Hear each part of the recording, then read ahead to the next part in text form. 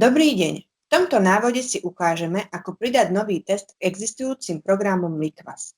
Na pridanie nového testu sa musíme dostať na stránku Konfigurácia testu, ktorú nájdeme prostredníctvom navigačného panela vľavo, tretia ikona zhora.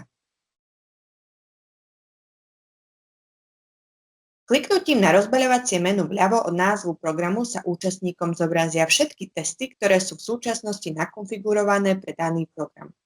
Týmto spôsobom môžu používatelia pridať do programu nový test alebo novú metódu. Zoznam je možné filtrovať pomocou funkcie vyhľadávania alebo výberom konkrétnej analyzovanej látky alebo metódy.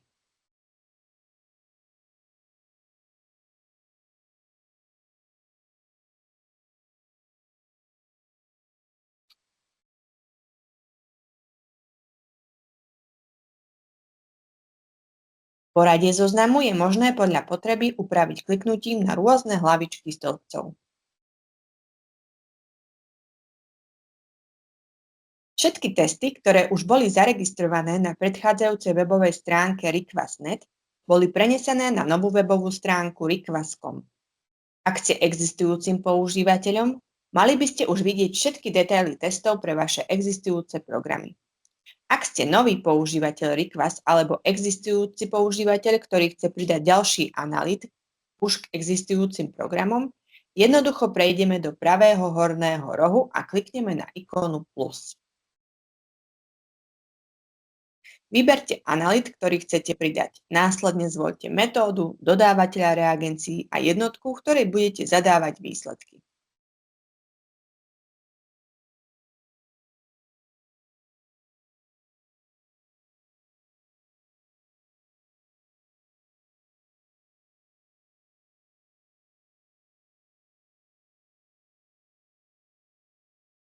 Po vyplnení všetkých údajov kliknite na tlačidlo Uložiť a nový test bude vytvorený.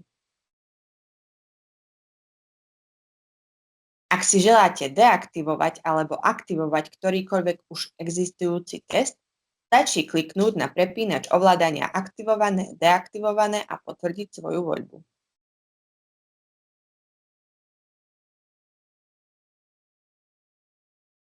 Používatelia môžu upravovať konfiguráciu testu kliknutím na ikonu ceruzky vpravo od aktuálne nakonfigurovaného testu.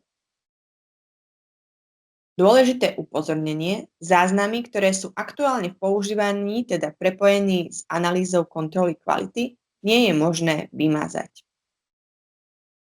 Toto je spôsob, ako pridať nové testy k vašim existujúcim programom.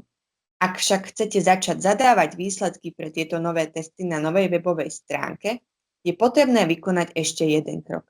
Týmto krokom je prepojenie vytvoreného testu s analyzátorom, čo sa vykonáva v rámci konfigurácie analýzy kontroly kvality.